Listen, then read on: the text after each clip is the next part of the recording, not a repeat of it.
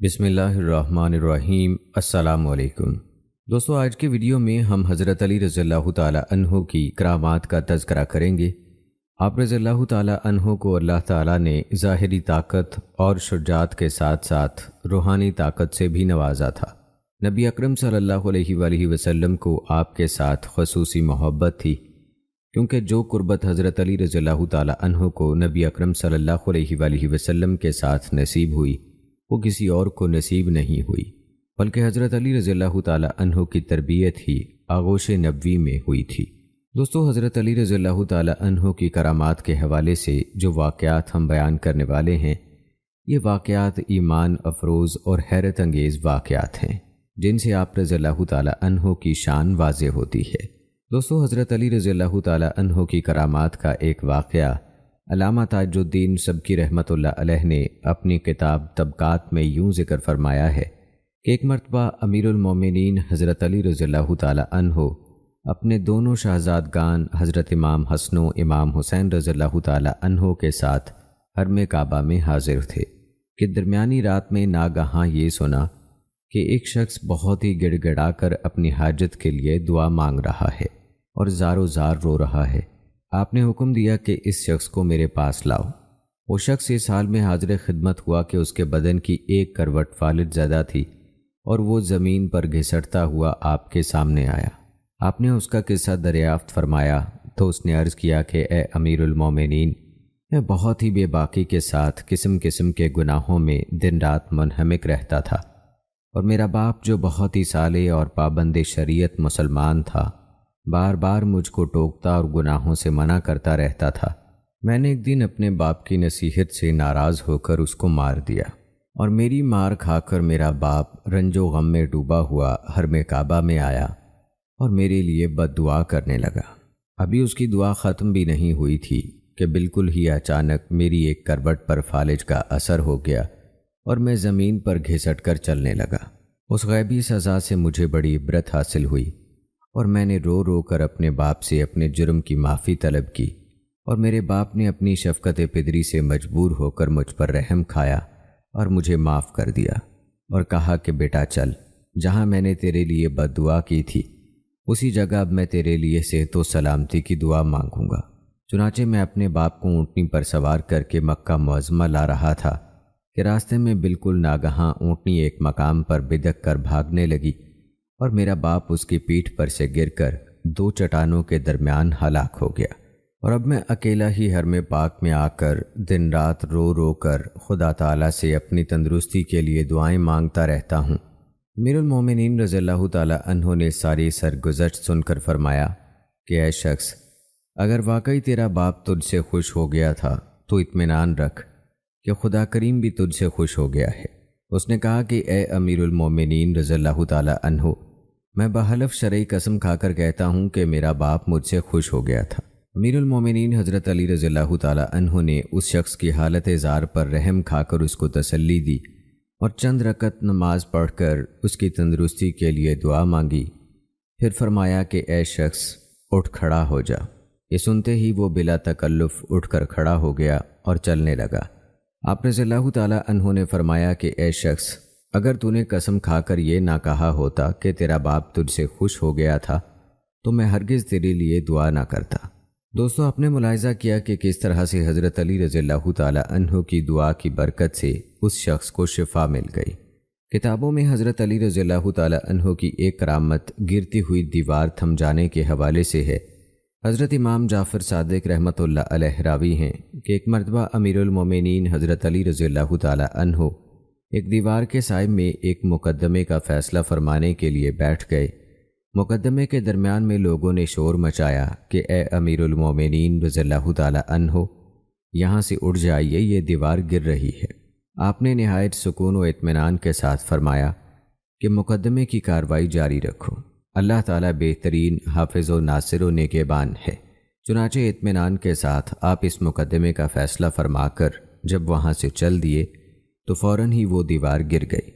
دوستو، یہ روایت اس بات کی دلیل ہے کہ اللہ تعالیٰ اپنے اولیاء کرام کو ایسی ایسی روحانی طاقتیں عطا فرماتا ہے کہ ان کے اشاروں سے گرتی ہوئی دیواریں تو کیا چیز ہیں بہتے ہوئے دریاؤں کی روانی بھی ٹھہر جاتی ہے۔ ایک روایت میں علی بن زازان کا بیان ہے کہ امیر المومنین حضرت علی رضی اللہ تعالی عنہ نے ایک مرتبہ کوئی بات ارشاد فرمائی تو ایک بدنصیب نے نہایت ہی بے باکی کے ساتھ یہ کہہ دیا کہ اے امیر المومنین رضی اللہ تعالی عنہ، آپ جھوٹے ہیں۔ آپ رضی اللہ تعالی عنہ نے فرمایا کہ اے شخص، اگر میں سچا ہوں تو ضرور قہر الہی میں تو گرفتار ہو جائے گا۔ اس گستاخ نے کہہ دیا کہ آپ میرے لیے بد دعا کر دیجئے، مجھے اس کی پرواہ نہیں۔ اس کے منہ سے ان الفاظ کا نکلنا تھا کہ بالکل ہی اچانک وہ شخص دونوں آنکھوں سے اندھا ہو گیا اور ادھر ادھر ہاتھ پاؤں مارنے لگا۔ دوستو یاد رکھیں، جس طرح سے کوئی شخص اپنے دوست کی گستاخی کو برداشت نہیں کر سکتا، اسی طرح سے اللہ رب العزت بھی اپنے قریبی بندوں کی گستاخی کو برداشت نہیں فرماتا۔ اور حضرت علی رضی اللہ تعالی عنہ جو کہ شیر خدا ہیں، ان کی گستاخی کرنے والے کا حال کیا ہوا یہ آپ ملاحظہ کر ہی چکے ہیں۔ ایک روایت میں حضرت سعید بن مسیب رضی اللہ تعالی عنہ کہتے ہیں کہ ہم لوگ امیر المومنین حضرت علی رضی اللہ تعالی عنہ کے ساتھ مدینہ منورہ کے قبرستان جنت البقیع میں گئے تو آپ نے قبروں کے سامنے کھڑے ہو کر آواز بلند فرمایا کہ اے قبر والو، السلام علیکم ورحمۃ اللہ، کیا تم لوگ اپنی خبریں ہمیں سناؤ گے یا ہم تم لوگوں کو تمہاری خبریں سنائیں؟ اس کے جواب میں قبروں کے اندر سے آواز آئی، وعلیکم السلام ورحمۃ اللہ وبرکاتہ، اے امیر المومنین، آپ ہی ہمیں یہ سنائیے کہ ہماری موت کے بعد ہمارے گھروں میں کیا کیا معاملات ہوئے۔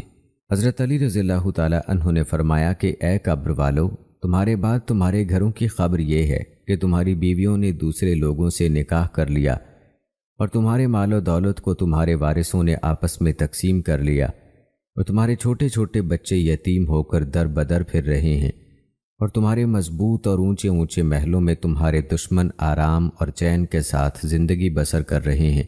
اس کے جواب میں قبروں میں سے ایک مردے کی یہ دردناک آواز آئی کہ اے امیر المومنین رضی اللہ تعالی عنہ، ہماری خبر یہ ہے کہ ہمارے کفن پرانے ہو کر پھٹ چکے ہیں، اور جو کچھ ہم نے دنیا میں خرچ کیا تھا اس کو ہم نے یہاں پا لیا ہے، اور جو کچھ ہم دنیا میں چھوڑ آئے تھے اس میں ہمیں گھاٹا ہی گھاٹا اٹھانا پڑا۔ دوستو اس روایت سے معلوم ہوا کہ اللہ تبارک و تعالی اپنے محبوب بندوں کو یہ طاقت و قدرت عطا فرماتا ہے کہ قبر والے ان کے سوالوں کا آواز بلند اس طرح جواب دیتے ہیں کہ دوسرے حاضرین بھی سن لیتے ہیں۔ یہ قدرت و طاقت عام انسانوں کو حاصل نہیں ہے۔ لوگ اپنی آوازیں تو مردوں کو سنا سکتے ہیں اور مردے ان کی آوازوں کو سن بھی لیتے ہیں، مگر قبروں کے اندر سے مردوں کی آوازوں کو سن لینا یہ عام انسانوں کے بس کی بات نہیں ہے، بلکہ یہ خاصان خدا کا خاص حصہ اور خاصہ ہے جس کو ان کی کرامت کے سوا کچھ بھی نہیں کہا جا سکتا۔ اور اس روایت سے یہ بھی پتہ چلا کہ قبر والوں کا یہ اقبالی بیان ہے کہ مرنے والے دنیا میں جو مال و دولت چھوڑ کر مر جاتے ہیں اور اس میں مرنے والوں کے لیے سراسر گھاٹا ہی گھاٹا ہے، اور جس مال و دولت کو وہ مرنے سے پہلے خدا عز و جل کی راہ میں خرچ کرتے ہیں وہی ان کے کام آنے والے ہیں۔ دوستو آپ کو بتاتے چلیں کہ ان روایات اور کرامات کے بارے میں کچھ اختلافات بھی پائے جاتے ہیں۔ کچھ مورخین کے نزدیک یہ روایات درست ہیں اور کچھ مورخین کا کہنا ہے کہ یہ روایات ضعیف ہیں، واللہ عالم۔ دوستو ایک روایت میں حضرت ازبق رضی اللہ تعالی عنہ کہتے ہیں کہ ہم لوگ ایک مرتبہ امیر المومنین حضرت علی رضی اللہ تعالی عنہ کے ساتھ سفر میں میدان کربلا کے اندر ٹھیک اس جگہ پہنچے جہاں آج حضرت امام حسین رضی اللہ تعالی عنہ کی قبر انور بنی ہوئی ہے۔ تو آپ نے فرمایا کہ اس جگہ آئندہ زمانے میں ایک آل رسول کا قافلہ ٹھہرے گا، اور اس جگہ ان کے اونٹ بندھے ہوئے ہوں گے، اور اسی میدان میں جوانان اہل بیت کی شہادت ہوگی، اور اسی جگہ ان شہیدوں کا مدفن بنے گا، اور ان لوگوں پر آسمان و زمین روئیں گے۔ دوستو اس روایت میں حضرت علی رضی اللہ تعالی عنہ نے واقعہ کربلا کی پیشگوئی فرمائی ہے جو کئی سالوں بعد وقوع پذیر ہوا۔ ایک دوسری روایت میں حضرت ابو ذر غفاری رضی اللہ تعالی عنہ کا بیان ہے کہ حضور اقدس صلی اللہ علیہ وآلہ وسلم نے مجھے حضرت علی رضی اللہ تعالی عنہ کو بلانے کے لیے ان کے مکان پر بھیجا، تو میں نے وہاں یہ دیکھا کہ ان کے گھر میں چکی بغیر کسی چلانے والے کے خود بخود چل رہی ہے۔ جب میں نے بارگاہ رسالت میں اس عجیب کرامت کا تذکرہ کیا تو حضور اقدس صلی اللہ علیہ وآلہ وسلم نے ارشاد فرمایا کہ اے ابو ذر، اللہ تعالیٰ کے کچھ فرشتے ایسے بھی ہیں جو زمین میں سیر کرتے رہتے ہیں۔ اللہ تعالیٰ نے ان فرشتوں کی یہ بھی ڈیوٹی فرما دی ہے کہ وہ میری آل کی امداد و اعانت کرتے رہیں۔ دوستو، اس روایت سے یہ سبق ملتا ہے کہ حضور اکرم صلی اللہ علیہ وآلہ وسلم کی آل پاک کو بارگاہ خداوندی میں اس قدر قرب اور مقبولیت حاصل ہے کہ اللہ تعالیٰ نے کچھ فرشتوں کو ان کی امداد و نصرت اور حاجت براری کے لیے خاص طور پر مقرر فرما دیا ہے۔ یہ شرف حضرات اہل بیت کو حضور اقدس صلی اللہ علیہ وآلہ وسلم کی نسبت خاصہ کی وجہ سے حاصل ہوا ہے۔ سبحان اللہ۔ سلطان مدینہ صلی اللہ علیہ وآلہ وسلم کی عزت و عظمت اور ان کے وقار و اقتدار کا کیا کہنا کہ آپ کے گھر والوں کی چکی فرشتے چلایا کرتے تھے۔ دوستو، ایک دوسری روایت میں حضرت فضالہ بن ابی فضالہ رضی اللہ تعالی عنہ ارشاد فرماتے ہیں کہ ایک مرتبہ امیر المومنین حضرت علی رضی اللہ تعالی عنہ مقام ینبع میں بہت سخت بیمار ہو گئے، تو میں اپنے والد کے ہمراہ ان کی عیادت کے لیے گیا۔ دوران گفتگو میرے والد نے عرض کیا، اے امیر المومنین رضی اللہ تعالی عنہ، آپ اس وقت ایسی جگہ علالت کی حالت میں مقیم ہیں، اگر اسی جگہ آپ کی وفات ہو گئی تو قبیلہ جوہینہ کے گنواروں کے سوا اور کون آپ کی تجہیز و تکفین کرے گا؟ اس لیے میری گزارش ہے کہ آپ مدینہ منورہ تشریف لے چلیں، کیونکہ اگر وہاں یہ حادثہ رونما ہوا تو وہاں آپ کے جانثار مہاجرین و انصار اور دوسرے مقدس صحابہ رضوان اللہم اجمعین آپ کی نماز جنازہ پڑھیں گے، اور یہ مقدس ہستیاں آپ کے کفن و دفن کا انتظام کریں گی۔ یہ سن کر آپ نے فرمایا، اے ابو فضالہ، تم اطمینان رکھو کہ میں اپنی بیماری میں ہرگز وفات نہیں پاؤں گا۔ سن لو، اس وقت تک ہرگز میری موت نہیں آ سکتی جب تک کہ مجھے تلوار مار کر میری پیشانی اور داڑھی کو خون سے رنگین نہ کر دیا جائے۔ چنانچہ ایسا ہی ہوا کہ بدبخت عبد الرحمن بن ملجم خارجی نے آپ کی مقدس پیشانی پر تلوار چلا دی، جو آپ کی پیشانی کو کاٹتی ہوئی جبڑے تک پیوست ہو گئی۔ اس وقت آپ کی زبان مبارک سے یہ جملہ ادا ہوا، کعبہ کے رب کی قسم کہ میں کامیاب ہو گیا۔ اس زخم میں آپ شہادت کے شرف سے سرفراز ہو گئے، اور آپ نے حضرت ابو فضالہ رضی اللہ تعالی عنہ سے مقام ینبع میں جو فرمایا تھا وہ حرف بحرف صحیح ہو کر رہا۔ دوستو، یاد رکھیں کہ نبی اکرم صلی اللہ علیہ وآلہ وسلم کی زبان مبارک سے بہت سی پیش گوئیاں بیان ہوئی ہیں، جن میں حضرت عثمان رضی اللہ تعالی عنہ اور حضرت علی رضی اللہ تعالی عنہ کی شہادت بھی شامل ہے۔ یہی وجہ تھی کہ حضرت علی رضی اللہ تعالی عنہ کو مکمل یقین تھا کہ نبی اکرم صلی اللہ علیہ وآلہ وسلم کی زبان مبارک سے نکلی ہوئی بات یقینی ہے۔ اس لیے آپ رضی اللہ تعالی عنہ نے بیان کی گئی روایت میں یہ فرمایا کہ میں بیماری کی وجہ سے وفات نہیں پاؤں گا بلکہ شہید کیا جاؤں گا۔ دوستو، آپ رضی اللہ تعالی عنہ کی کرامات میں ایک اہم کرامت خیبر کے دروازے کے حوالے سے ہے۔ مشہور روایت کیا جاتا ہے کہ جنگ خیبر میں جب گھمسان کی جنگ ہونے لگی تو حضرت علی رضی اللہ تعالی عنہ کی ڈھال کٹ کر گر پڑی، تو آپ نے جوش جہاد میں آگے بڑھ کر قلعہ خیبر کا پھاٹک اکھاڑ ڈالا اور اس کے ایک کواڑ کو ڈھال بنا کر اس پر دشمنوں کی تلواروں کو روکتے تھے۔ یہ کواڑ اتنا بھاری اور وزنی تھا کہ جنگ کے خاتمے کے بعد 40 آدمی مل کر بھی اس کو نہ اٹھا سکے۔ دوستو، ذرا سوچیں کہ کیا فاتح خیبر کے اس کارنامے کو انسانی طاقت کی کارگزاری کہا جا سکتا ہے؟ ہرگز نہیں۔ یہ انسانی طاقت کا کارنامہ نہیں ہے، بلکہ یہ روحانی طاقت کا ایک شاہکار ہے جو فقط اللہ والوں ہی کا حصہ ہے، جس کو عرف عام میں کرامت کہا جاتا ہے۔ اور یاد رکھیں، نبی اکرم صلی اللہ علیہ وآلہ وسلم کے دور میں ایسے کئی کرامات ہوئی ہیں کہ اللہ تعالیٰ نے آسمان سے اپنی مدد فرشتوں کی صورت میں اتاری ہے۔ جنگ بدر میں 313 کو اللہ تعالیٰ نے 1000 کے لشکر پر فتح عطا فرمائی، اور یہ اللہ تعالیٰ کی غیبی نصرت ہی تھی جس کی وجہ سے مسلمانوں نے فتح پائی۔ یاد رکھیں، حضرت علی رضی اللہ تعالی عنہ کو شیر خدا کا جو لقب ملا تھا وہ آپ رضی اللہ تعالی عنہ کی شجاعت اور بہادری کی وجہ سے ملا تھا، اور یقیناً اللہ کے مقرب بندوں کے ساتھ اللہ تعالیٰ کی غیبی مدد شامل حال ہوتی ہے۔ دوستو، حضرت علی رضی اللہ تعالی عنہ کی کرامات کے حوالے سے ایک روایت ہے کہ ایک حبشی غلام جو امیر المومنین حضرت علی رضی اللہ تعالی عنہ کا انتہائی مخلص محب تھا، شامت اعمال سے اس نے ایک مرتبہ چوری کر لی۔ لوگوں نے اس کو پکڑ کر دربار خلافت میں پیش کر دیا، اور غلام نے اپنے جرم کا اقرار بھی کر لیا۔ امیر المومنین حضرت علی رضی اللہ تعالیٰ عنہ نے اس کا ہاتھ کاٹ دیا۔ جب وہ اپنے گھر کو روانہ ہوا تو راستے میں حضرت سلمان فارسی رضی اللہ تعالیٰ عنہ اور ابن القرا سے اس کی ملاقات ہو گئی۔ ابن القرا نے پوچھا کہ تمہارا ہاتھ کس نے کاٹا؟ تو غلام نے کہا امیر المومنین نے۔ ابن القرا نے کہا کہ حضرت علی رضی اللہ تعالیٰ عنہ نے تمہارا ہاتھ کاٹ ڈالا، پھر بھی تم اس قدر اعزاز و اکرام اور مدح و ثنا کے ساتھ ان کا نام لیتے ہو۔ غلام نے کہا کہ کیا ہوا؟ انہوں نے حق پر میرا ہاتھ کاٹا اور مجھے عذاب جہنم سے بچا لیا۔ حضرت سلمان فارسی رضی اللہ تعالیٰ عنہ نے دونوں کی گفتگو سنی اور امیر المومنین حضرت علی رضی اللہ تعالیٰ عنہ سے اس کا تذکرہ کیا تو امیر المومنین رضی اللہ تعالیٰ عنہ نے اس غلام کو بلوا کر اس کا کٹا ہوا ہاتھ اس کی کلائی پر رکھ کر رومال سے چھپا دیا، پھر کچھ پڑھنا شروع کر دیا۔ اتنے میں ایک غیبی آواز آئی کہ رومال ہٹاؤ۔ جب لوگوں نے رومال ہٹایا تو غلام کا کٹا ہوا ہاتھ اس طرح کلائی سے جڑ گیا تھا کہ کہیں کٹے کا نشان بھی نہ تھا۔ دوستو، یہ روایت تفسیر کبیر سے نقل کی گئی ہے۔ یاد رکھیں، کرامات اور معجزات ایسے ہی کارناموں کو کہا جاتا ہے کہ جو عام عقل کی سمجھ سے باہر ہوتے ہیں۔ ان کرامات کے بارے میں آپ کیا رائے رکھتے ہیں؟ کمنٹ سیکشن میں ضرور بتائیے گا۔ دوستو، حضرت علی رضی اللہ تعالیٰ عنہ کے حوالے سے ایک عجیب واقعہ یوں منقول ہے۔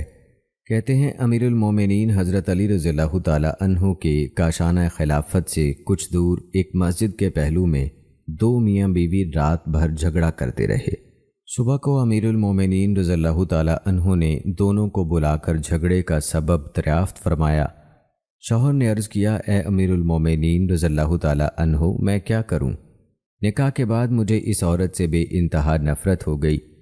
یہ دیکھ کر بیوی مجھ سے جھگڑا کرنے لگی، پھر بات بڑھ گئی اور رات بھر لڑائی ہوتی رہی۔ آپ نے تمام حاضرین دربار کو باہر نکال دیا اور عورت سے فرمایا کہ دیکھ، میں تجھ سے جو سوال کروں اس کا سچ سچ جواب دینا۔ پھر آپ رضی اللہ تعالیٰ عنہ نے فرمایا، اے عورت، تیرا نام یہ ہے، تیرے باپ کا نام یہ ہے؟ عورت نے کہا کہ بالکل ٹھیک ٹھیک آپ نے بتایا۔ پھر آپ نے فرمایا کہ اے عورت، تو یاد کر کہ تو زناکاری سے حاملہ ہو گئی تھی اور ایک مدت تک تو اور تیری ماں اس حمل کو چھپاتی رہی۔ جب درد ذیل شروع ہوا تو تیری ماں تجھے اس گھر سے باہر لے گئی اور جب بچہ پیدا ہوا تو اس کو ایک کپڑے میں لپیٹ کر تو نے میدان میں ڈال دیا۔ اتفاق سے ایک کتا اس بچے کے پاس آیا، تیری ماں نے اس کتے کو پتھر مارا، لیکن وہ پتھر بچے کو لگا اور اس کا سر پھٹ گیا۔ تیری ماں کو بچے پر رحم آ گیا اور اس نے بچے کے زخم پر پٹی باندھ دی۔ پھر تم دونوں وہاں سے بھاگ کھڑی ہوئیں۔ اس کے بعد اس بچے کی تم دونوں کو کچھ خبر نہیں ملی۔ کیا یہ واقعہ سچ ہے؟ عورت نے کہا کہ ہاں۔ اے امیر المومنین رضی اللہ تعالیٰ عنہ، یہ پورا واقعہ حرف بحرف صحیح ہے۔ پھر آپ نے فرمایا کہ اے مرد، تو اپنا سر کھول کر اس کو دکھا دے۔ مرد نے سر کھولا تو اس پر زخم کا نشان موجود تھا۔ اس کے بعد امیر المومنین رضی اللہ تعالیٰ عنہ نے فرمایا کہ اے عورت، یہ مرد تیرا شوہر نہیں ہے بلکہ تیرا بیٹا ہے۔ تم دونوں اللہ تعالیٰ کا شکر ادا کرو کہ اس نے تم دونوں کو حرام کاری سے بچا لیا۔ اب تو اپنے اس بیٹے کو لے کر اپنے گھر چلی جا۔ دوستو، یہ واقعہ شواہد النبوہ سے نقل کیا گیا ہے۔ دوستو، اس طرح کی کرامتوں سے معلوم ہوتا ہے کہ اولیاء کرام علیہ الرحمہ عام انسانوں کی طرح نہیں ہوا کرتے، بلکہ اللہ تعالیٰ اپنے ان محبوب بندوں کو ایسی روحانی طاقتوں کا بادشاہ بلکہ شہنشاہ بنا دیتا ہے کہ ان بزرگوں کے تصرفات اور ان کی روحانی طاقتوں اور قدرتوں کی منزل بلند تک کسی بڑے فلسفی کی عقل و فہم کی بھی رسائی نہیں ہو سکتی۔ دوستو، اسی کتاب شواہد النبوہ میں ایک روایت یہ بھی نقل کی گئی ہے کہ ایک مرتبہ نہر فرات میں ایسی خوفناک طغیانی آ گئی کہ سیلاب میں تمام کھیتیاں غرقاب ہو گئیں۔ لوگوں نے آپ رضی اللہ تعالیٰ عنہ کے دربار میں فریاد کی۔ آپ فوراً ہی اٹھ کھڑے ہوئے اور رسول اللہ صلی اللہ علیہ وآلہ وسلم کا جبہ مبارکہ اور امامہ مقدسہ اور چادر مبارکہ زیب تن فرما کر گھوڑے پر سوار ہوئے اور آدمیوں کی ایک جماعت جن میں حضرت امام حسن و امام حسین رضی اللہ تعالیٰ عنہ بھی تھے، آپ رضی اللہ تعالیٰ عنہ کے ساتھ چل پڑے۔ آپ نے پل پر پہنچ کر عصا سے نہر فرات کی طرف اشارہ کیا تو نہر کا پانی 1 گز کم ہو گیا۔ پھر دوسری مرتبہ اشارہ فرمایا تو مزید 1 گز کم ہو گیا۔ جب تیسری بار اشارہ کیا تو 3 گز پانی اتر گیا اور سیلاب ختم ہو گیا۔ لوگوں نے شور مچایا کہ امیر المومنین رضی اللہ تعالیٰ عنہ، بس کیجئے، یہی کافی ہے۔ اسی طرح شواہد النبوہ کی ایک اور روایت ہے کہ ایک شخص آپ رضی اللہ تعالیٰ عنہ کے پاس رہ کر جاسوسی کیا کرتا تھا اور آپ رضی اللہ تعالیٰ عنہ کی خفیہ خبریں آپ کے مخالفین کو پہنچایا کرتا تھا۔ آپ رضی اللہ تعالیٰ عنہ نے جب اس سے دریافت فرمایا تو وہ شخص قسمیں کھانے لگا اور اپنی برات ظاہر کرنے لگا۔ آپ نے جلال میں آ کر فرمایا کہ اگر تو جھوٹا ہے تو اللہ تعالیٰ تیری آنکھوں کی روشنی چھین لے۔ ایک ہفتہ بھی نہیں گزرا تھا کہ یہ شخص اندھا ہو گیا اور لوگ اس کو لاٹھی پکڑ کر چلانے لگے۔ اسی طرح ایک اور روایت ہے کہ ایک شخص آپ رضی اللہ تعالیٰ عنہ کی خدمت اقدس میں حاضر ہوا تو آپ نے اس کو اس کے حالات بتا کر یہ بتایا کہ تم کو فلاں کھجور کے درخت پر پھانسی دی جائے گی۔ چنانچہ اس شخص کے بارے میں جو کچھ آپ رضی اللہ تعالیٰ عنہ نے فرمایا تھا وہ حرف بحرف درست نکلا اور آپ کی پیش گوئی پوری ہو کر رہی۔ دوستو، حضرت علی رضی اللہ تعالیٰ عنہ کی بہت سی کرامات ہیں جو کتابوں میں منقول ہیں۔ جن کتب سے یہ کرامات اور واقعات بیان کیے جا رہے ہیں ان کا حوالہ بھی ساتھ بیان کیا جا رہا ہے۔ آپ ان واقعات کے بارے میں کیا رائے رکھتے ہیں کمنٹ میں ضرور بتائیے گا۔ ناظرین، اسی کتاب شواہد النبوہ میں ایک روایت یوں منقول ہے کہ مقام صفین کو جاتے ہوئے آپ رضی اللہ تعالیٰ عنہ کا لشکر ایک ایسے میدان سے گزرا جہاں پانی نایاب تھا۔ پورا لشکر پیاس کی شدت سے بےتاب ہو گیا۔ وہاں کے گرجا گھر میں ایک راہب رہتا تھا۔ اس نے بتایا کہ یہاں سے 2 کوس کے فاصلے پر پانی مل سکے گا۔ کچھ لوگوں نے اجازت طلب کی تاکہ وہاں سے جا کر پانی پئیں۔ یہ سن کر آپ اپنے خچر پر سوار ہو گئے اور ایک جگہ کی طرف اشارہ فرمایا کہ اس جگہ تم لوگ زمین کو کھودو۔ چنانچہ لوگوں نے زمین کی کھدائی شروع کر دی تو ایک پتھر ظاہر ہوا۔ لوگوں نے اس پتھر کو نکالنے کی انتہائی کوشش کی لیکن تمام آلات بیکار ہو گئے اور وہ پتھر نہ نکل سکا۔ یہ دیکھ کر آپ کو جلال آ گیا اور آپ نے اپنی سواری سے اتر کر آستین چڑھائی اور دونوں ہاتھوں کی انگلیوں کو اس پتھر کی درز میں ڈال کر زور لگایا تو وہ پتھر نکل پڑا اور اس کے نیچے سے ایک نہایت ہی صاف شفاف اور شیریں پانی کا چشمہ ظاہر ہو گیا اور تمام لشکر اس پانی سے سیراب ہو گیا۔ لوگوں نے اپنے جانوروں کو بھی پلایا اور لشکر کی تمام مشکوں کو بھی بھر لیا۔ پھر آپ رضی اللہ تعالیٰ عنہ نے اس پتھر کو اس کی جگہ پر رکھ دیا۔ گرجا گھر کا عیسائی راہب آپ کی یہ کرامت دیکھ کر سامنے آیا اور آپ رضی اللہ تعالیٰ عنہ سے دریافت کیا کہ کیا آپ فرشتہ ہیں؟ آپ رضی اللہ تعالیٰ عنہ نے فرمایا نہیں۔ اس نے پوچھا کیا آپ نبی ہیں؟ آپ رضی اللہ تعالیٰ عنہ نے فرمایا نہیں۔ اس نے کہا پھر آپ کون ہیں؟ آپ رضی اللہ تعالیٰ عنہ نے فرمایا میں پیغمبر مرسل حضرت محمد بن عبداللہ خاتم النبیین صلی اللہ علیہ وآلہ وسلم کا صحابی ہوں، اور مجھ کو حضور اقدس صلی اللہ علیہ وآلہ وسلم نے چند باتوں کی وصیت بھی فرمائی ہے۔ یہ سن کر وہ عیسائی راہب کلمہ شریف پڑھ کر مشرف با اسلام ہو گیا۔ آپ رضی اللہ تعالیٰ عنہ نے فرمایا تم نے اتنی مدت تک اسلام کیوں قبول نہیں کیا تھا؟ راہب نے کہا کہ ہماری کتابوں میں یہ لکھا ہوا ہے کہ اس گرجا گھر کے قریب جو ایک چشمہ پوشیدہ ہے اور اس چشمے کو وہی شخص ظاہر کرے گا جو یا تو نبی ہوگا یا نبی کا صحابی ہوگا۔ چنانچہ میں اور مجھ سے پہلے بہت سے راہب اس گرجا گھر میں اسی انتظار میں مقیم رہے۔ اب آج آپ نے یہ چشمہ ظاہر کر دیا تو میری مراد بر آئی، اس لیے میں نے آپ کے دین کو قبول کر لیا۔ راہب کی تقریر سن کر آپ رو پڑے اور اس قدر روئے کہ آپ کی ریش مبارک آنسوؤں سے تر ہو گئی، اور پھر آپ نے ارشاد فرمایا الحمدللہ کہ ان لوگوں کی کتابوں میں بھی میرا ذکر ہے۔ یہ راہب مسلمان ہو کر آپ کے خادموں میں شامل ہو گیا اور آپ کے لشکر میں داخل ہو کر شامیوں سے جنگ کرتے ہوئے شہید ہو گیا، اور آپ نے اس کو اپنے دستے مبارک سے دفن کیا اور اس کے لیے مغفرت کی دعا فرمائی۔ دوستو، ہم حضرت علی رضی اللہ تعالیٰ عنہ کی مزید کرامات پر بھی روشنی ڈالیں گے، لیکن اس سے پہلے آپ کو یہ بتاتے ہیں کہ حضرت علی رضی اللہ تعالیٰ عنہ کے نام کے ساتھ کرم اللہ وجہہ الکریم کہنے یا لکھنے کا سبب کیا ہے۔ روایات بتاتی ہیں کہ جب قریش مبتلا قحط ہوئے تھے تو حضور اقدس صلی اللہ علیہ وآلہ وسلم ابو طالب پر تخفیف عیال یعنی بال بچوں کا بوجھ ہلکا کرنے کے لیے حضرت سیدنا علی المرتضیٰ کرم اللہ وجہہ الکریم کو اپنی بارگاہ پناہ میں لے آئے۔ حضرت علی رضی اللہ تعالیٰ عنہ نے سرکار دو عالم صلی اللہ علیہ وآلہ وسلم کی آغوش مبارک میں پرورش پائی۔ حضور صلی اللہ علیہ وآلہ وسلم کی گود میں ہوش سنبھالا۔ آنکھ کھلتے ہی محمد الرسول اللہ صلی اللہ علیہ وآلہ وسلم کا جمال جہاں آرا دیکھا۔ حضور صلی اللہ علیہ وآلہ وسلم کی باتیں سنی، عادتیں سیکھیں تو جب سے آپ رضی اللہ تعالیٰ عنہ کو ہوش آیا، قطعاً یقیناً رب عز و جل کو ایک ہی جانا، ایک ہی مانا، ہرگز بتوں کی نجاست سے ان کا دامن پاک کبھی آلودہ نہ ہوا، اسی لیے لقب کریم کرم اللہ وجہہ ملا۔ آپ رضی اللہ تعالیٰ عنہ 10 سال کی عمر میں شجر اسلام کے سائے میں آ گئے۔ نبی اکرم صلی اللہ علیہ وآلہ وسلم کی سب سے لاڈلی شہزادی حضرت فاطمہ الزہرا رضی اللہ تعالیٰ عنہا آپ رضی اللہ تعالیٰ عنہ ہی کی زوجیت میں آئیں۔ بڑے شہزادے حضرت سیدنا امام حسن رضی اللہ تعالیٰ عنہ کی نسبت سے آپ رضی اللہ تعالیٰ عنہ کی کنیت ابو الحسن ہے، اور مدینے کے سلطان سردار دو جہاں نبی اکرم صلی اللہ علیہ وآلہ وسلم نے آپ کو کرم اللہ وجہ الکریم کو ابو تراب کنیت عطا فرمائی۔ حضرت سیدنا علی المرتضیٰ رضی اللہ تعالیٰ عنہ کو یہ کنیت اپنے اصلی نام سے بھی زیادہ پیاری تھی۔ دوستو، کیا آپ جانتے ہیں کہ حضرت علی رضی اللہ تعالیٰ عنہ کو ابو تراب کنیت کب اور کیسے ملی؟ آئیے اس بارے میں بھی آپ کو بتا دیتے ہیں۔ اس حوالے سے حضرت سیدنا سہل بن سعد رضی اللہ تعالیٰ عنہ فرماتے ہیں، حضرت علی رضی اللہ تعالیٰ عنہ ایک روز شہزادی کونین حضرت فاطمہ رضی اللہ تعالیٰ عنہا کے پاس گئے اور پھر مسجد میں آ کر لیٹ گئے۔ ان کو جانے کے بعد نبی اکرم صلی اللہ علیہ وآلہ وسلم گھر تشریف لائے اور حضرت فاطمہ رضی اللہ تعالیٰ عنہا سے ان کے بارے میں پوچھا۔ انہوں نے جواب دیا کہ مسجد میں ہیں۔ آپ صلی اللہ علیہ وآلہ وسلم تشریف لے گئے اور ملاحظہ فرمایا کہ حضرت علی رضی اللہ تعالیٰ عنہ پر سے چادر ہٹ گئی ہے، جس کی وجہ سے پیٹھ مٹی سے آلودہ ہے۔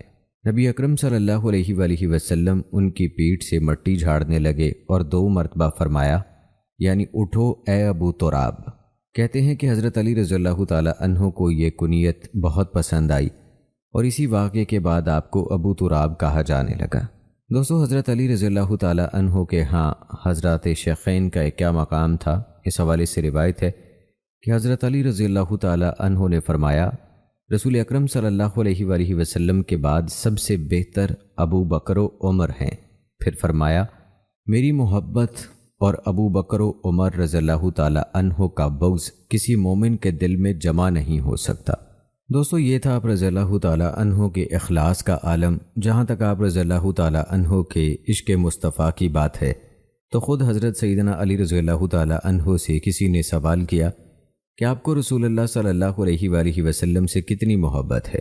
فرمایا، اللہ عز و جل کی قسم، حضور اکرم صلی اللہ علیہ وآلہ وسلم ہمارے نزدیک اپنے مال و آل، والدین اور سخت پیاس کے وقت ٹھنڈے پانی سے بھی بڑھ کر محبوب ہیں۔ دوستو، آئیے اب کچھ تذکرہ کرتے ہیں حضرت علی رضی اللہ تعالیٰ عنہ کی خداداد خوبیوں کا۔ حضرت سیدنا ابی صالح رحمۃ اللہ علیہ سے مروی ہے، ایک مرتبہ حضرت سیدنا امیر معاویہ رضی اللہ تعالیٰ عنہ نے حضرت سیدنا زرار رحمۃ اللہ علیہ سے فرمایا، میرے سامنے سیدنا علی رضی اللہ تعالیٰ عنہ کے اوصاف یعنی خوبیاں بیان کیجیے۔ حضرت سیدنا زرار رحمۃ اللہ علیہ نے عرض کی، امیر المومنین، حضرت سیدنا علی رضی اللہ تعالیٰ عنہ کے علم و عرفاں کا اندازہ نہیں لگایا جا سکتا۔ آپ رضی اللہ تعالیٰ عنہ اللہ عز و جل کے معاملے اور اس کے دین کی حمایت میں مضبوط ارادے رکھتے، فیصلہ کن بات کرتے اور انتہائی عدل و انصاف سے کام لیتے۔ آپ رضی اللہ تعالیٰ عنہ کی ذات منبع علم و حکمت تھی۔ جب کلام یعنی گفتگو کرتے تو دہن مبارک سے حکمت و دانائی کے پھول جڑتے، دنیا اور اس کی رنگینیوں سے وحشت کھاتے، رات کے اندھیرے میں عبارت الہی عز و جل سے مسرور ہوتے۔ اللہ عز و جل کی قسم، آپ رضی اللہ تعالیٰ عنہ بہت زیادہ رونے والے، دور اندیش اور غمزدہ تھے۔ اپنے نفس کا محاسبہ کرتے، کھردرا اور موٹا لباس پسند فرماتے اور موٹی روٹی کھاتے۔ اللہ عز و جل کی قسم، روب و دبدبہ ایسا تھا کہ ہم میں سے ہر ایک آپ کرم اللہ وجہ الکریم سے کلام کرتے ہوئے ڈرتا تھا۔ حالانکہ ہم جب حاضر ہوتے تو ملنے میں آپ رضی اللہ تعالیٰ عنہ خود پہل کرتے، اور جب ہم سوال کرتے تو جواب ارشاد فرماتے اور ہماری دعوت قبول فرماتے۔ جب مسکراتے تو دندان مبارک ایسے معلوم ہوتے جیسے موتیوں کی لڑی۔ آپ رضی اللہ تعالیٰ عنہ پرہیزگاروں کا احترام کرتے، مسکینوں سے محبت فرماتے، کسی طاقتور یا صاحب ثروت یعنی سرمایہ دار کو اس کی باطل آرزو میں امید نہ دلاتے۔ کوئی بھی کمزور شخص آپ رضی اللہ تعالیٰ عنہ کی عدالت سے مایوس نہ ہوتا، بلکہ اسے امید ہوتی کہ مجھے یہاں انصاف ضرور ملے گا۔ اللہ عز و جل کی قسم، میں نے دیکھا کہ جب رات آتی تو آپ رضی اللہ تعالی عنہ اپنی داڑھی مبارک پکڑ کر زارو کے تار روتے اور زخمی شخص کی طرح تڑپتے۔ میں نے آپ رضی اللہ تعالی عنہ کو یہ فرماتے ہوئے سنا، اے دنیا، آیا تو نے مجھ سے منہ موڑ لیا ہے یا ابھی تک میری مشتاق یعنی میرا شوق رکھتی ہے؟ اے دھوکے باز دنیا، جا تو کسی اور کو دھوکہ دے، میں تجھے 3 طلاقیں دے چکا ہوں، اب اس میں ہرگز رجوع نہیں۔ تیری عمر بہت کم اور تیری آسائشیں اور نعمتیں انتہائی حقیر ہیں اور تیرے نقصانات بہت زیادہ ہیں۔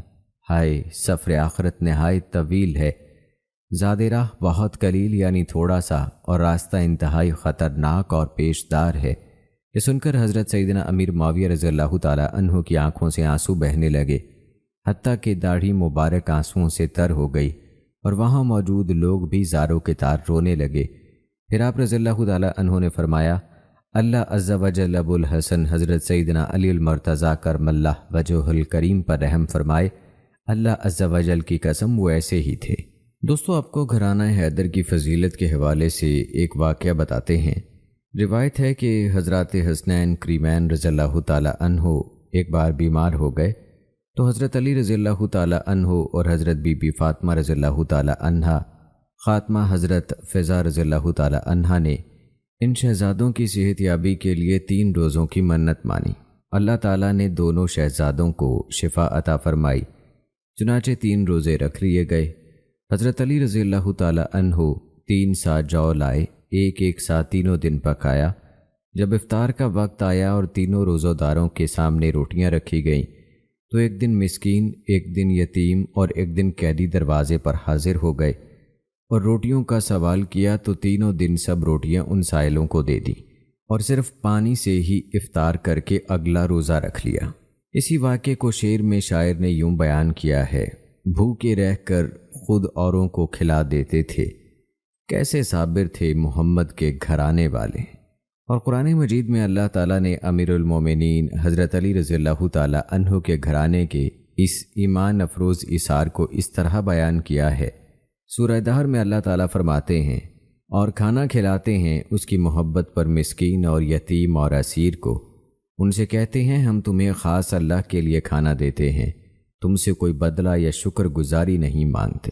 دوستو، حضرت علی رضی اللہ تعالی عنہ اور آپ کے گھرانے والوں کی شان ہی نرالی ہے، اور کیوں نہ ہو کہ آپ رضی اللہ تعالی عنہ نے بھی نبی اکرم صلی اللہ علیہ وآلہ وسلم کی آغوش میں پرورش پائی تھی، اور آپ کی زوجہ سیدہ فاطمہ رضی اللہ تعالی عنہا جو نبی اکرم صلی اللہ علیہ وآلہ وسلم کی صاحبزادی ہیں، انہوں نے نبی کریم صلی اللہ علیہ وآلہ وسلم کے دامن نبوت میں پرورش پائی تھی۔ دوستو، حضرت علی رضی اللہ تعالی عنہ کی کرامات میں بعض واقعات ایسے بھی منقول ہیں جو عام فہم سے بہت بالا تر ہیں، اس لیے بعض واقعات کے بارے میں سوالات بھی کیے جاتے ہیں۔ آپ رضی اللہ تعالی عنہ کی کرامت کے حوالے سے ایک واقعہ یہ بھی بیان کیا جاتا ہے کہ حضرت علی رضی اللہ تعالی عنہ گھوڑے پر سوار ہوتے وقت ایک رکاب میں پاؤں رکھتے، دوسرے رکاب میں پاؤں رکھتے ہی 60,000 قرآن مجید پڑھ لیتے تھے، اور بعض روایات میں ایک قرآن کا آتا ہے کہ ایک قرآن ختم فرما لیتے تھے۔ اس واقعے کے بارے میں سوال کیا جاتا ہے کہ کیا یہ واقعہ مستند ہے؟ یہ واقعہ عربی کی ایک کتاب کشف النظر میں موجود ہے، کیا یہ کتاب مستند ہے؟ دوستو، فقہاء اس بارے میں فرماتے ہیں کہ بیان کیے گئے سوال میں جس روایت کے متعلق دریافت کیا گیا ہے، یہ روایت ہمیں کسی مستند کتاب میں نہیں مل سکی۔ مزید یہ کہ جس عربی کتاب کا سوال میں ذکر کیا گیا ہے وہ بھی ہمیں تلاش بسیار کے باوجود نہیں مل سکی۔ البتہ آپ کے سوال سے جزوی طور پر ملتی جلتی ایک روایت مولانا عبد الرحمن جامی رحمۃ اللہ علیہ نے شواہد النبوہ میں حضرت علی رضی اللہ تعالی عنہ کی کرامات میں ذکر کی ہے کہ آپ رضی اللہ تعالی عنہ رکاب پر ایک پاؤں مبارک رکھتے تھے تو قرآن مجید کی تلاوت شروع کر دیتے تھے، اور جب دوسرا پاؤں مبارک رکاب تک پہنچتا تھا تو پورا قرآن مجید ختم کر لیتے تھے۔ مولانا جامی رحمہ اللہ لکھتے ہیں، آپ رضی اللہ تعالی عنہ کی بہت سی کرامات ہیں، انہی میں سے ایک کرامت یہ ہے کہ روایات صحیحہ سے ثابت ہے کہ جب آپ رضی اللہ تعالی عنہ رکاب پر ایک پاؤں مبارک رکھتے تھے تو قرآن مجید کی تلاوت شروع کر دیتے تھے، اور جب دوسرا پاؤں مبارک رکاب تک پہنچتا تھا، اور ایک روایت کے مطابق جب رکاب پر سیدھے کھڑے ہو جاتے تھے تو پورا قرآن مجید ختم کر لیتے تھے۔ البتہ فقہا فرماتے ہیں کہ کافی تلاش کے باوجود ہمیں شواہد النبوہ کی اس روایت کی بھی کوئی سند نہیں مل سکی اور نہ ہی اس کے علاوہ اس کا کوئی اور ماخذ معلوم ہو سکا، لہٰذا جب تک کسی معتبر سند سے اس کا ثبوت نہ مل جائے تو ایسے واقعات پر یقین کرنا نہیں چاہیے، واللہ عالم۔ دوستو یاد رکھیں، صحابہ کی شان اور اولیاء عظام کی شان اور کرامات سے انکار نہیں، لیکن ہمیں چاہیے کہ جو واقعات اور روایات ہم تک پہنچے ان کی علماء سے تحقیق کرا لیا کریں۔ دوستو صحابہ کی دعا اور بد دعا کیسے کام کرتی ہے، اس حوالے سے ایک واقعہ ملاحظہ فرمائیں جو حضرت جابر رضی اللہ تعالی عنہ سے روایت ہے۔ فرماتے ہیں کوفہ کے کچھ لوگ حضرت سعد بن ابی وقاص رضی اللہ تعالی عنہ کی شکایات لے کر امیر المومنین حضرت فاروق اعظم رضی اللہ تعالی عنہ کے دربار خلافت مدینہ منورہ میں پہنچے۔ امیر المومنین رضی اللہ تعالی عنہ نے ان شکایات کی تحقیقات کے لیے چند معتمد صحابیوں کو حضرت سعد بن ابی وقاص رضی اللہ تعالی عنہ کے ساتھ کوفہ بھیجا اور یہ حکم فرمایا کہ کوفہ شہر کی ہر مسجد کے نمازیوں سے نماز کے بعد یہ پوچھا جائے کہ حضرت سعد بن ابی وقاص رضی اللہ تعالی عنہ کیسے آدمی ہیں۔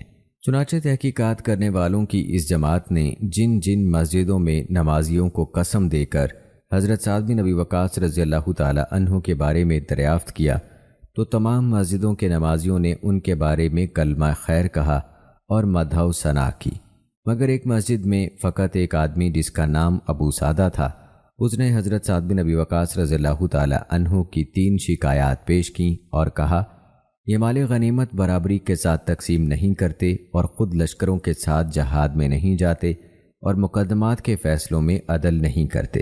یہ سن کر حضرت سعد بن ابی وقاص رضی اللہ تعالی عنہ نے فوراً ہی یہ دعا مانگی، اے اللہ اگر یہ شخص جھوٹا ہے تو اس کی عمر لمبی کر دے اور اس کی محتاجی کو دراز کر دے اور اس کو فتنوں میں مبتلا کر دے۔ عبد الملک بن عمیر تابعی کا بیان ہے کہ اس دعا کا میں نے یہ اثر دیکھا کہ ابو سعدہ اس قدر بوڑھا ہو چکا تھا کہ بڑھاپے کی وجہ سے اس کی دونوں بھومیں اس کی دونوں آنکھوں پر لٹک پڑی تھیں اور وہ در بدر بھیک مانگ مانگ کر انتہائی فقیری اور محتاجی کی زندگی بسر کرتا تھا، اور اس بڑھاپے میں بھی وہ راہ چلتی ہوئی جوان جوان لڑکیوں کو چھیڑتا تھا اور ان کے بدن میں چٹکیاں بھرتا رہتا تھا، اور جب کوئی اس سے اس کا حال پوچھتا تھا تو وہ کہا کرتا تھا کہ میں کیا بتاؤں، میں ایک بڈھا ہوں جو فتنوں میں مبتلا ہوں، کیونکہ مجھ کو حضرت سعد بن ابی وقاص رضی اللہ تعالی عنہ کی بد دعا لگ گئی ہے۔ دوستو یاد رکھیں، صحابہ کرام رضوان اللہ اجمعین کا اللہ تعالیٰ کے ہاں جو مقام ہے وہ بہت ہی اونچا ہے۔ انبیاء کرام کے بعد اللہ کے صحابہ کا مقام ہے۔ جس طرح سے تمام صحابہ مل کر کسی نبی کی شان کو نہیں پا سکتے، اسی طرح سے تمام تابعین اور اولیاء مل کر بھی کسی صحابی کی شان کو نہیں پا سکتے۔ یہ مقام اللہ کی طرف سے عطا کردہ ہے، اور پھر صحابہ میں بھی ہر صحابی کا اپنا مقام ہے، جن میں اہل بیت اور خلفائے راشدین کا مقام سب سے اونچا ہے۔ دوستو کتاب کرامات علی میں شواہد الحق سے ایک واقعہ حضرت علی رضی اللہ تعالی عنہ کے حوالے سے یوں منقول ہے، کہتے ہیں ابو جعفر نامی ایک شخص کوفہ میں رہتا تھا۔ لین دین کے معاملے میں وہ ہر ایک کے ساتھ حسن سلوک سے پیش آتا تھا، بالخصوص اولاد علی کا کوئی فرد اس کے یہاں کچھ خریداری کرتا تو وہ جتنی بھی کم قیمت ادا کرتا قبول کر لیتا، ورنہ حضرت علی رضی اللہ تعالی عنہ کے نام قرض لکھ دیتا۔ گردش دوراں کے باعث وہ مفلس ہو گیا۔ ایک دن وہ گھر کے دروازے پر بیٹھا تھا کہ ایک آدمی ادھر سے گزرا اور اس نے مذاق اڑاتے ہوئے کہا، تمہارے بڑے مقروض یعنی حضرت علی رضی اللہ تعالی عنہ نے قرض ادا کیا یا نہیں؟ اس کو اس طنز کا سخت صدمہ ہوا۔ رات جب سویا تو خواب میں رسالت مآب صلی اللہ علیہ وآلہ وسلم کی زیارت سے شرفیاب ہوا۔ حسنین کریمین رضی اللہ تعالی عنہ بھی ہمراہ تھے۔ آپ صلی اللہ علیہ وآلہ وسلم نے شہزادگان سے دریافت کیا، تمہارے والد صاحب کا کیا حال ہے؟ حضرت علی رضی اللہ تعالی عنہ نے پیچھے سے جواب دیا، یا رسول اللہ میں حاضر ہوں۔ ارشاد ہوا، کیا وجہ ہے کہ اس کا حق ادا نہیں کرتے؟ انہوں نے عرض کیا، یا رسول اللہ صلی اللہ علیہ وآلہ وسلم میں رقم ہمراہ لایا ہوں۔ فرمایا اس کے حوالے کر دو۔ حضرت علی رضی اللہ تعالی عنہ نے ایک اونی تھیلی ان کے حوالے کر دی اور فرمایا یہ تمہارا حق ہے۔ رسول اللہ صلی اللہ علیہ وآلہ وسلم نے فرمایا اسے وصول کر لو، اور اس کے بعد بھی ان کی اولاد میں سے جو قرض لینے آئے اس کو محروم نہ لوٹانا۔ آج کے بعد تمہیں فقر و فاقہ اور مفلسی و تنگ دستی کی شکایت نہیں ہوگی۔ جب بیدار ہوا تو وہ تھیلی اس کے ہاتھ میں تھی۔ اس نے اپنی بیوی کو بلا کر کہا، یہ بتاؤ کہ میں سویا ہوا ہوں یا جاگ رہا ہوں؟ اس نے کہا آپ جاگ رہے ہیں۔ وہ خوشی کے مارے پھولا نہیں سماتا تھا، سارا قصہ اپنی زوجہ محترمہ سے بیان کیا۔ جب مقروضوں کی فہرست دیکھی تو اس میں حضرت علی رضی اللہ تعالی عنہ کے نام ذرا بھر قرضہ باقی نہیں تھا، یعنی فہرست سے وہ تمام لکھا ہوا قرضہ صاف ہو چکا تھا۔ دوستو، یہ کتاب شواہد الحق سے لیا گیا واقعہ ہے۔ فقہا اس واقعے کی صحت کے بارے میں بھی مختلف رائے دیتے ہیں، کچھ کے نزدیک یہ واقعہ مستند ہے اور کچھ کے نزدیک یہ واقعہ درست نہیں ہے۔ دوستو، حضرت علی رضی اللہ تعالیٰ عنہ کی کرامات کے حوالے سے مختلف واقعات آپ نے ملاحظہ فرمائے۔ آئیے اب آپ کو حضرت علی المرتضیٰ رضی اللہ تعالیٰ عنہ کے مقام کے حوالے سے اہل علم کی آراء بتاتے ہیں۔ اہل علم نے بڑے خوبصورت انداز میں آپ رضی اللہ تعالیٰ عنہ کا مقام بیان فرمایا ہے۔ حضرت شیخ عبدالحق محدث دہلوی فتح مکہ کے موقع پر حبل کا بلند و بالا بت گرانے کے واقعے کا ذکر کرتے ہوئے فرماتے ہیں کہ حضرت علی رضی اللہ تعالیٰ عنہ نے کہا کہ آپ صلی اللہ علیہ وآلہ وسلم اپنے قدم میرے شانوں پر رکھ کر بت گرا دیں۔ سرور دو عالم صلی اللہ علیہ وآلہ وسلم نے فرمایا، اے علی، تم بار نبوت اٹھانے کی طاقت نہیں رکھتے، تم میرے کندھوں پر آؤ اور ان بتوں کو گرا دو۔ اسی حالت میں حضور صلی اللہ علیہ وآلہ وسلم نے حضرت علی رضی اللہ تعالی عنہ سے پوچھا، تم اپنے آپ کو کس حالت میں دیکھتے ہو؟ عرض کیا، یا رسول اللہ صلی اللہ علیہ وآلہ وسلم، میں ایسا دیکھتا ہوں گویا تمام حجابات اٹھ گئے ہیں اور میرا سر ساق عرش سے جا ملا ہے، اور جدھر ہاتھ پھیلاؤں وہ چیز میرے ہاتھ میں آ جاتی ہے۔ حضور صلی اللہ علیہ وآلہ وسلم نے فرمایا، اے علی، تمہارا کتنا اچھا وقت ہے، تم کار حق ادا کر رہے ہو، اور میرا حال کتنا مبارک ہے کہ میں بار حق اٹھائے ہوئے ہوں۔ اسی طرح ایک دوسرے مقام پر حضرت شیخ عبدالحق محدث دہلوی فرماتے ہیں کہ حضرت علی رضی اللہ تعالی عنہ فرماتے ہیں کہ میں نے جب نبی اکرم صلی اللہ علیہ وآلہ وسلم کو آخری غسل دیا تو پانی کے چند قطرے آپ کی مقدس پلکوں پر موجود تھے، میں نے انہیں اپنی زبان سے چوس لیا، بس علم و عرفان اور حکم و ادراک کا ایک سمندر میرے سینے میں ٹھاٹھے مارنے لگا۔ دوستو، حقیقت یہ ہے کہ سیدنا حضرت علی رضی اللہ تعالی عنہ کی ذات اقدس تمام علوم ظاہری و باطنی کا مخزن ہے۔ تمام صحابہ کرام رضوان اللہ اجمعین آپ کی اس شان سے آگاہ اور معترف تھے۔ مختلف مواقع پر سیدنا علی رضی اللہ تعالی عنہ کے طبر علمی اور اصابت رائے سے استفادہ بھی کرتے رہتے تھے۔ دوستو، ہم پہلے بھی آپ کو بتا چکے ہیں کہ تمام صحابہ کی اپنی اپنی شان ہے، کوئی کس مرتبے پر ہے اور کوئی کس مرتبے پر ہے، ہر کسی کا اپنا مرتبہ اور مقام ہے۔ آخر میں آپ کو حضرت علی رضی اللہ تعالی عنہ کے چند قیمتی اقوال بتا کر ویڈیو کا اختتام کرتے ہیں۔ ویڈیو کو سکپ مت کیجیے گا اور لائک اور شیئر ضرور کیجیے گا۔ حضرت علی رضی اللہ تعالی عنہ سے منقول ہے کہ سخاوت انبیاء کرام کا خلق اور دعا اولیاء اللہ کا ہتھیار ہے۔ جو انبیاء کی سنت پر چلتا ہے وہ کامیاب ہوتا ہے۔ آل محمد صلی اللہ علیہ وآلہ وسلم کی محبت کو لازم پکڑو، ایسا کرنا تم پر لازم ہے، اور انہی کے ذریعے تم بارگاہ الہی میں محبوب بن سکتے ہو۔ اسلام ایمان کا، ایمان یقین کا، علم عمل کا، سخی سائل کا اور سائل اخلاص کا محتاج ہے۔ ایمان کی بنیاد صدق امانت پر ہے۔ اپنے نفس سے حیا کرنا ایمان کا ثمرہ ہے۔ اللہ تعالیٰ کی اطاعت اور اس کے انبیاء کرام کے فرمان کے مطابق بجا لاؤ، اور جب عمل کرو اخلاص کے ساتھ کرو۔ آپ رضی اللہ تعالیٰ عنہ کا قول ہے، جنت مطیع و تابعدار بندوں کا انعام ہے۔ آپ رضی اللہ تعالیٰ عنہ کا قول ہے، جو شخص اپنے نفس کی اطاعت کرتا ہے وہ اسے ہلاک کر دیتا ہے۔ حضرت علی رضی اللہ تعالیٰ عنہ نے فرمایا، عورتوں کی اطاعت احمقوں کی خصلت اور بزرگی کو عیب لگانا ہے۔ آپ رضی اللہ تعالیٰ عنہ کا قول ہے، حسن خلق ایک عمدہ ساتھی ہے، جبکہ غرور و تکبر اندرونی بیماری ہے۔ تو دوستو، یہ تھی ہماری آج کی ویڈیو۔ کمنٹ سیکشن میں اپنی رائے کا اظہار ضرور کریں اور بتائیں کہ آپ اگلی ویڈیو کون سے ٹاپک پر دیکھنا چاہتے ہیں۔ آج کی ویڈیو کیسی لگی، اس حوالے سے اپنی رائے کا اظہار کمنٹ باکس میں لازمی کیجیے گا۔ مجھے اگلی ویڈیو تک اجازت دیں۔ فی امان اللہ۔